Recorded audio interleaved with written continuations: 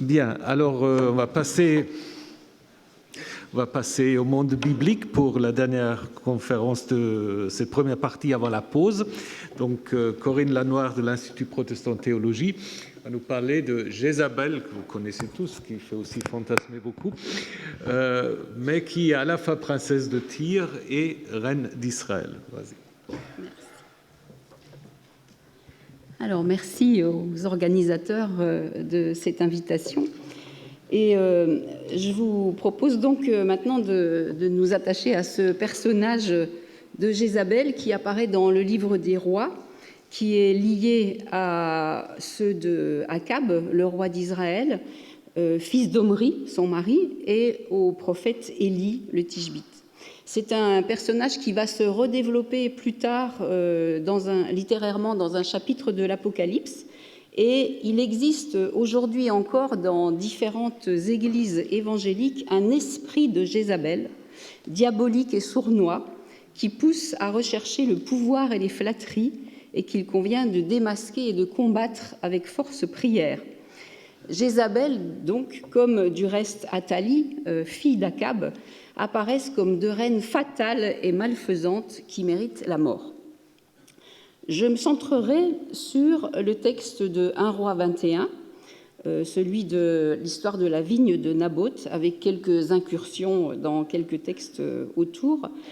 Et je reprendrai d'abord quelques hypothèses sur la rédaction de ce chapitre de 1 Roi 21, et pour ensuite me focaliser sur le sens à donner à la présence de Jézabel dans ce texte.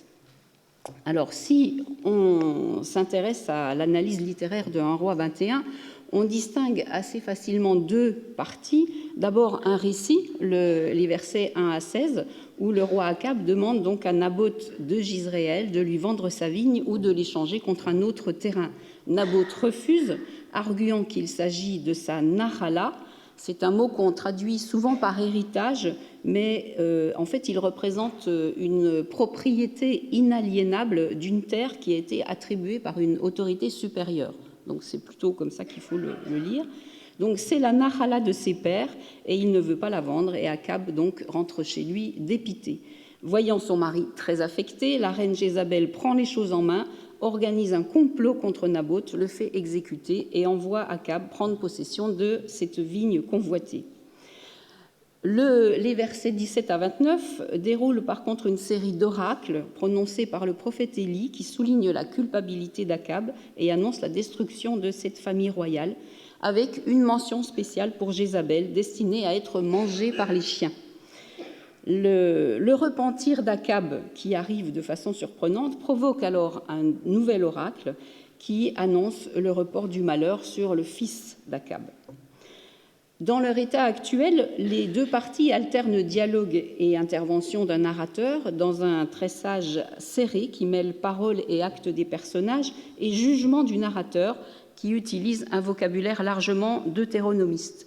On a montré par exemple comment les oracles contre Akab en 21, 21, 24 sont rédigés de façon similaire à ceux contre les deux autres dynasties du Nord, la maison de Jéroboam et la maison de Bacha.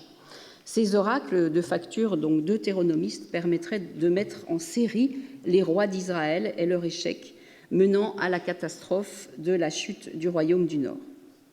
Mais à la lecture du chapitre 21, on voit apparaître bon nombre d'aspérités qui font penser à une rédaction plus complexe. Alors, voici quelques éléments. En 1 Roi 21, 1 à 16, Jézabel est la protagoniste la plus active, bien qu'elle soit présentée encadrée par un père et un mari. Après le premier dialogue entre Akab et Naboth et le refus de ce dernier, Akab rentre chez lui et après l'avoir interrogé, Jézabel réagit d'abord par des paroles et une promesse, et puis par des actions.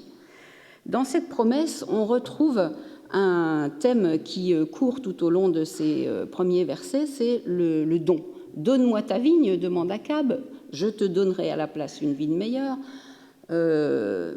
Non, je ne te donnerai pas, dit Naboth. Akab répète à Jézabel ce dialogue, donne-moi, je te donnerai, je ne te donnerai pas. Et le verset 7 conclut par les paroles de Jézabel, c'est moi qui te donnerai la vigne de Naboth. Après ces paroles, elle passe à l'action. Et son action, c'est d'abord d'écrire des lettres. Donc Jézabel est une femme éduquée, qu'elle scelle du sceau royal, le sceau de son mari. Elle prend donc là, effectivement, le pouvoir. Elle les envoie aux anciens, leur donne des ordres. Ces ordres sont minutieusement exécutés. Elle fait lever Akab et l'envoie prendre possession de la vigne. Dans cette première partie, Jézabel semble donc avoir la majeure responsabilité dans la mort de Naboth, et Akab laisse faire et récolte les fruits. Cependant, dans la deuxième partie, c'est Élie qui devient le protagoniste principal, et c'est d'abord à Akab que le crime est reproché. Élie est envoyé prophétiser à Akab alors qu'il est encore dans la vigne, et il lui fait plusieurs annonces prophétiques. Les deux premières annoncent la mort violente d'Akab, puis la destruction de sa dynastie, au verset 20-22, et Jézabel n'y est pas mentionnée. Elle arrive coincée en quelque sorte entre les autres paroles prophétiques, avec une phrase qui la concerne, mais rattachée par un gam aussi, qui laisse penser qu'il s'agit d'un ajout. Le verset 23. Puis revient une annonce concernant la maison d'Akab au verset 24, et les versets 25 et 26 peuvent se lire de façon différente, soit comme la suite des paroles de Yahvé, soit comme un commentaire du narrateur, où un demi-verset ajoute, là encore, le thème de l'influence négative de Jézabel sur Akab.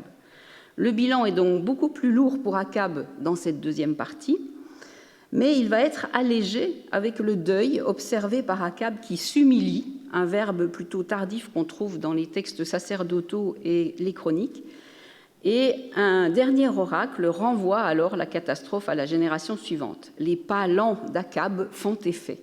Pour Jézabel, par contre, il n'y a pas de possibilité de faire amende honorable. La composition de cette partie est assez discutée, mais il est évident que les deux allusions à Jézabel viennent interrompre en quelque sorte un discours adressé à Akab et à sa maison, où Jézabel n'est pas spécifiquement prise en considération. Mais il faut à un moment l'intégrer à cause du rôle qu'on lui fait jouer dans la première partie. Si nous élargissons le contexte et que nous allons lire 2 Rois 9, qui raconte l'accomplissement de ces prophéties, nous ne sommes pas au bout de nos surprises. Nous sommes alors au moment de la révolte de Jéhu, un général usurpateur qui va éliminer la dynastie d'Omri pour prendre le pouvoir en Israël après Akab. Et nous lisons là une version assez différente de la mort de Naboth, dans les versets 25b et 26a. Dans ce récit, on ne parle pas de la vigne de Naboth, comme en 1 Roi 21, mais d'une propriété, chelka, un terrain, une parcelle. On trouve ce mot au verset 21, 25, 26 et 27. Dans le récit de 1 Roi 21, la propriété semblait à côté du palais du roi, juste à côté, comme le dit Akab au verset 1 et 2. Alors qu'ici, Joram doit atteler son char pour aller retrouver Jéhu dans la propriété de Naboth, au verset 25. Jéhu parle, lui, du crime contre Naboth et ses fils. Or, ses fils ne sont pas mentionnés en 1 Roi 21. Jéhu affirme avoir été présent avec son écuyer Bidkar au moment où l'oracle contre Akab a été prononcé, ce qu'on n'a pas non plus dans le chapitre 21, et cet oracle est ici prononcé par un prophète anonyme. S'agit-il d'Élie? On n'en sait rien. Par contre, le crime semble avoir été perpétré dans le secret, et seul Yahvé a vu le sang de Naboth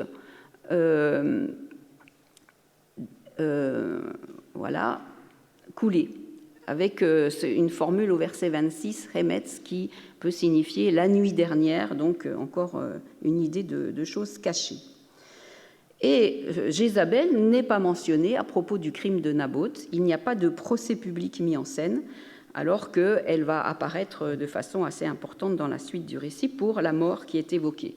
Jézabel n'est évoquée en 2 Rois 9 que comme une débauchée et une sorcière, ce qui est déjà pas mal, mais elle n'est pas coupable du crime de Naboth. On a donc 2 versions du crime contre Naboth où Jézabel ne joue pas le même rôle. La mort spectaculaire de Jézabel est racontée en 2 Rois 9, 30 à 37. Elle est assassinée par défenestration du palais de Jizréel sur les ordres de Jéhu, qui piétine son cadavre, puis elle est mangée par les chiens. On ne retrouve que son crâne, ses pieds et ses paumes de main à enterrer, parce qu'il faut bien l'enterrer, dit Jéhu, car c'est une fille de roi. Il ne lui reconnaît pas le statut de reine d'Israël, mais celui de fille de roi. On trouve d'ailleurs deux oracles qui prononcent cette mort, l'un par Élie, « Les chiens mangeront Jézabel dans la propriété d'Israël », et l'autre par un jeune prophète anonyme envoyé par Élisée au moment où il vient oindre Jéhu comme roi. Et juste avant de s'enfuir, il dit « Quant à Jézabel, les chiens la mangeront dans la propriété d'Israël sans que personne puisse l'ensevelir ». On pourrait d'ailleurs ajouter que pour la mort d'Akab aussi, on a un problème parce que Akab semble, dans le texte de 1 Roi 22, blessé au cours d'une guerre et mourir ensuite à Samarie, alors que les deux derniers versets qui rapportent la mort d'Akab font penser qu'il meurt, il se couche avec ses pères, donc il meurt plutôt tranquillement, c'est la formule habituelle qu'on utilise pour les rois. Pour en revenir à Jézabel, vous l'avez ici, le récit de la mort d'Akab. Pour en revenir à Jézabel et son rôle en 1 Roi 21, il faut encore mentionner le flou concernant les lieux du récit. Akab, roi d'Israël, est d'abord désigné comme roi de Samarie, ce qui est un titre étrange qu'on ne trouve ailleurs qu'en 2 Rois 1-3, à propos d'Achazias, fils d'Akab, qui tombe d'ailleurs lui aussi du balcon de sa chambre haute et mourra de cette blessure. Ça a l'air un peu génétique dans cette famille. Mais il semble qu'en 1 Roi 21, Akab est dans son palais à Israël, car Naboth est présenté comme israélite et sa vigne est à Israël. Elle ne pourrait d'ailleurs pas être à Samarie, une sorte de ville nouvelle construite sur un terrain acheté par Omri à la génération précédente pour en faire sa capitale. Ernst Knauf note que parler d'Israël au IXe siècle signifie parler d'un camp militaire royal, où Akab a un lieu de résidence, où peu de population civile est présente et où la présence d'un conseil d'anciens est improbable. Contrairement à Samarie, construite sur le territoire tribal de Manassé, Israël est, dans la plaine, un centre de culture cananéenne dans l'Israël omride. C'est une ville non fortifiée où stationnent les chars de combat. Knauf note également que beaucoup des plans de villes d'Israël et Juda que nous pouvons reconstituer montrent des villes très peuplées avec des ruelles étroites où l'idée même d'un jardin potager ne fait pas sens à l'époque. Or, si tout se passe à Jezréel, pourquoi Jézabel a-t-elle besoin d'écrire aux anciens ? Si on s'en tient à ce que représente Jezréel et ses habitants au IXe siècle, le déploiement administratif utilisé par Jézabel n'a pas lieu d'être.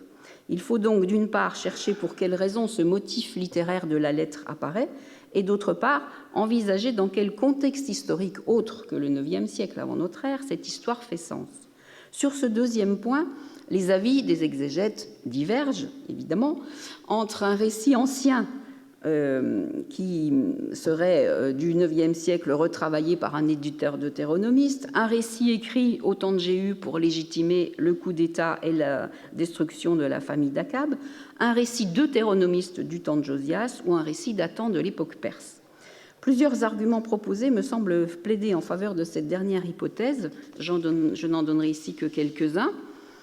La façon d'envisager un mariage diplomatique visant à resserrer les liens entre deux royaumes voisins, comme c'est le cas entre Akab et Jézabel, princesse phénicienne, donc, est considéré ici comme un mariage mixte dangereux pour l'identité d'Israël, et ceci est une problématique plutôt du 5e siècle avant notre ère. Ça nous ramène au débat du temps de Néhémie et de la place des femmes étrangères.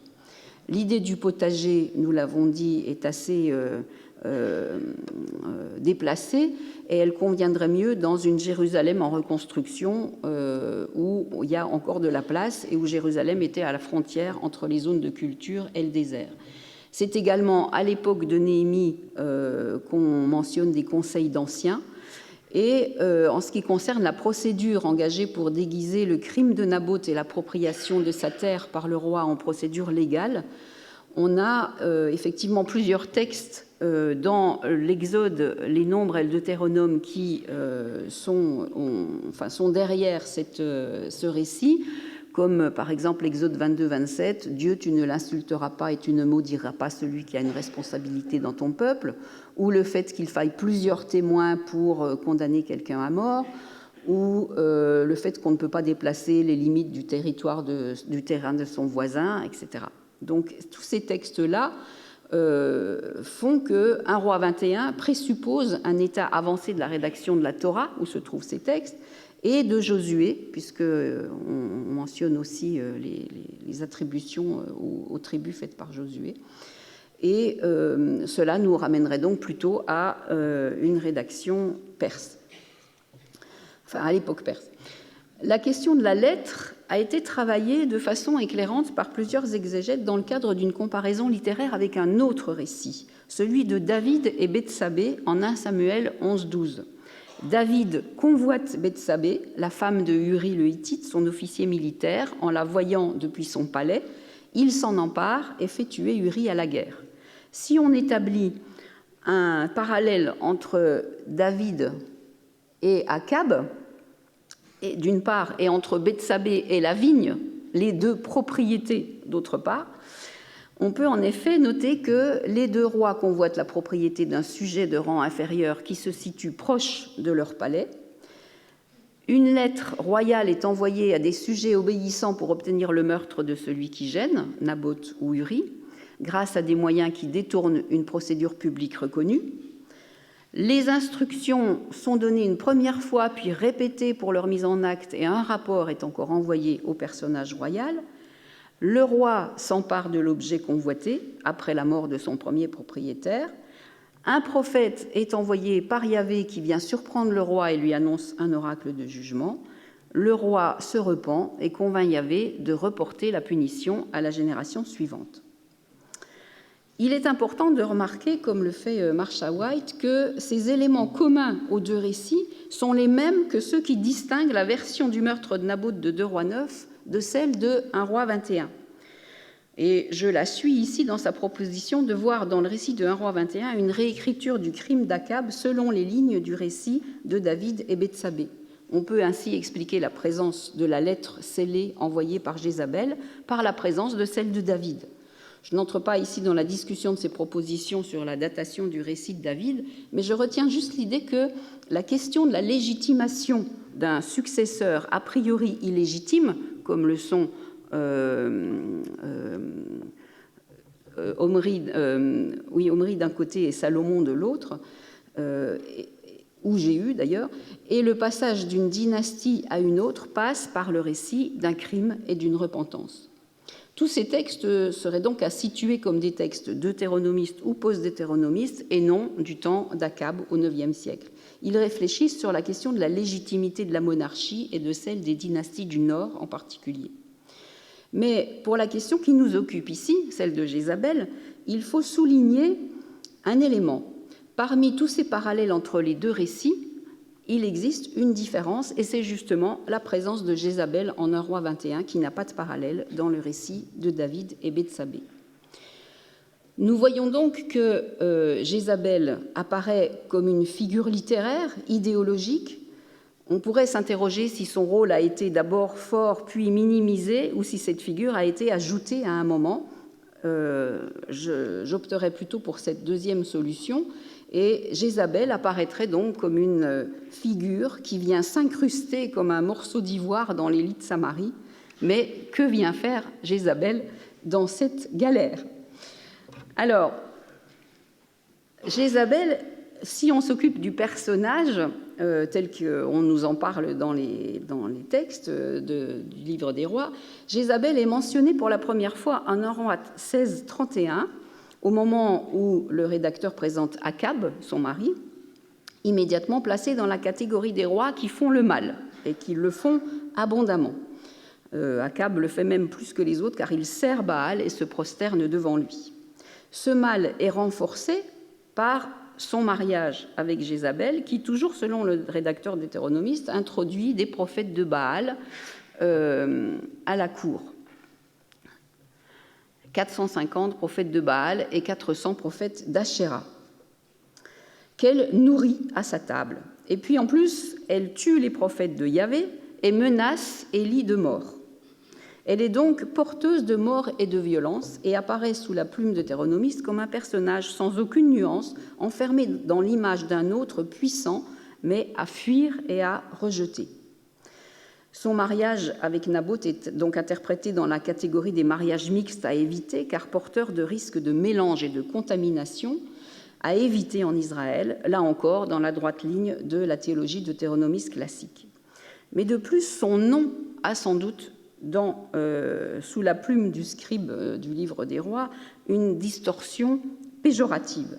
Jézabel, Yitzebel en hébreu, signifie sans doute d'abord ou est calqué sur un cri, Yitzevul, où est le prince.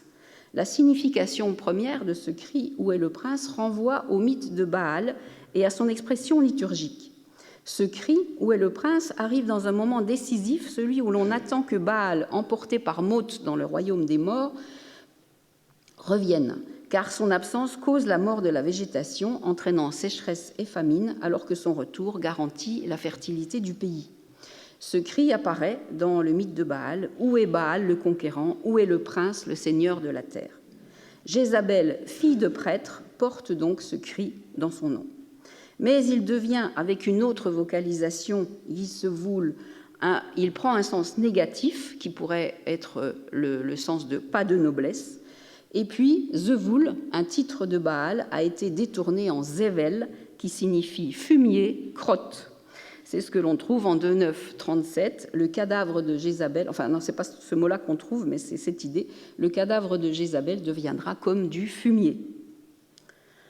Elle apparaît donc comme le stéréotype de l'autre, porteuse de mal et de mort, par son genre, par son ethnicité, par son rang, par sa religion et par sa culture, plus proche de la mer que des collines ou du désert.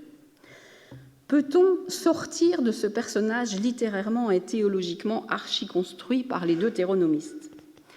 Jézabel nous est présentée comme une phénicienne, donc fortement influencée aussi par l'Égypte, et elle est présentée comme la fille d'Eth-Baal, connue aussi comme Ito-Baal, dont le nom signifie « avec Baal », porteur ici du titre de roi de Sidon. Il s'agirait donc de Eth-Baal Ier, qui est en fait roi à Tyr, à un moment où Tyr domine Sidon, entre 888 et 856 avant Jésus-Christ. On peut noter qu'il y a d'ailleurs des parallèles intéressants entre l'histoire de Tyr et Sidon et celle d'Israël et Juda.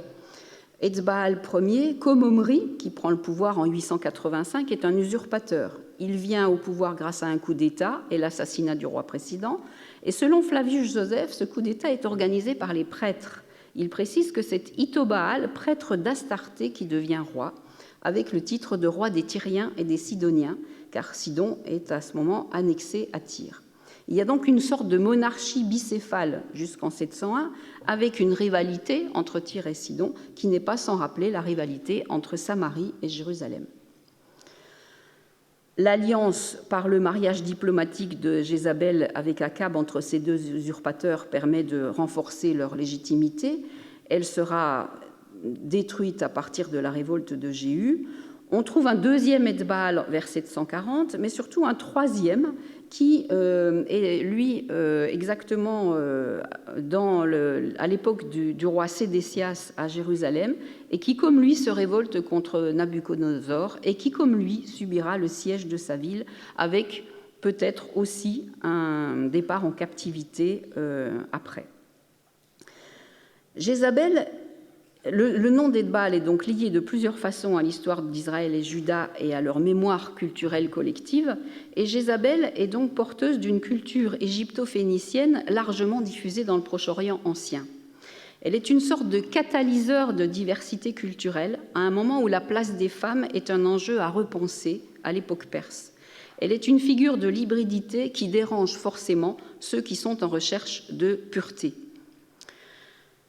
Un roi 21 oppose de façon binaire des stéréotypes, bloquant ainsi une interculturalité existant de fait, mais non acceptée par les scribes qui produisent ce récit. Or, c'est un récit qui amène à s'interroger sur beaucoup d'enjeux fondamentaux dans la rencontre interculturelle, rencontre ratée dans le cas de Jézabel et qui mène à des impasses.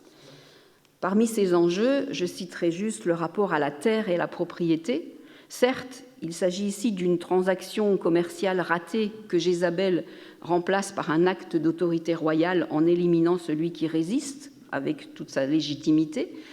Mais même si elle ne connaît pas les textes de loi israélites, elle sait que, comme dans tout le Proche-Orient ancien, une terre peut avoir plusieurs propriétaires, administratifs et économiques. Et elle sait aussi qu'un fief, un terrain inaliénable accordé par le roi ou le temple à une famille à qui on en confie la responsabilité, peut lui être enlevé si cette famille n'accomplit pas ses devoirs, mais ne peut pas devenir si facilement la propriété personnelle du roi. Il faut là faire appel à la corruption. Le rapport au pouvoir aussi. Certes, Jézabel est une tueuse, mais elle ne l'est ni plus ni moins qu'Élie, Akab ou Jéhu dans les textes environnants. Et cependant, à elle, il ne sera rien pardonné, elle qui synthétise ce croisement des cultures. Elle revendique un pouvoir que personne n'est prêt à lui accorder et met en lumière les dysfonctionnements du système où elle vit. Le rapport à la nourriture. Jézabel commence par donner à manger et à boire à sa table et finit mangée par les chiens. Beaucoup d'éléments concernent le boire et le manger dans le cycle d'Élie, et ici, on se retrouve confronté à des questions fondamentales. Avec qui et à quelle table puis-je manger et comment éviter de me faire manger? Aucun horizon ne s'ouvre pour Jézabel, mais la question reste posée. Le rapport à la mort et au deuil. Si on sent une sorte de jubilation des scribes à décrire le sang de Jézabel éclabousser la scène, et si les injures et les coups mortels pleuvent, Jézabel, fille de roi, devrait pouvoir être enterrée, mais elle finit totalement effacée, sans corps, totalement éradiquée et sans possibilité de faire mémoire d'elle. Et le rapport à la divinité. Jézabel, comme Élie, porte un nom théophore. Pour comprendre la culture cananéenne, nous avons des textes, mais aussi des objets, des représentations comme celle-ci. Au moment de sa mort, Jézabel est dépeinte comme une dame à la fenêtre, un motif qu'on trouve sur des plaques d'ivoire, en particulier en Phénicie et ailleurs, au IXe et au VIIIe siècle, comme celle que vous avez là. Elle rappelle les mythes liés à Ashéra, l'attente du retour après le sacrifice de la divinité, comme le criait aussi son nom, et ce qui bascule par la fenêtre, ce n'est donc pas seulement une reine, mais la mise à mort d'une divinité avec une parodie de festin sacré avec les chiens. C'est l'option des porteurs de vérité de l'orthodoxie judéenne, cherchant à débarrasser le monde d'Ashéra et sa puissance. C'est le divin féminin qu'on précipite par la fenêtre. En conclusion, de la reine phénicienne et de son réel pouvoir en Israël, nous avons tout à découvrir, et ce ne sont pas les textes des rois qui nous y aideront. Sous la plume deutéronomiste, nous voyons encore un modèle polarisé et une vision du féminin comme dangereux, car il représente un autre, une autre, à qui on peine à se confronter. Pour les lecteurs et les lectrices que nous sommes, le personnage est à relire dans de nouveaux contextes, où les mémoires culturelles peuvent ouvrir des brèches dans les orthodoxies religieuses. Car, comme le souligne Phyllis Trible, l'idéologie détruit la civilité. Je vous remercie.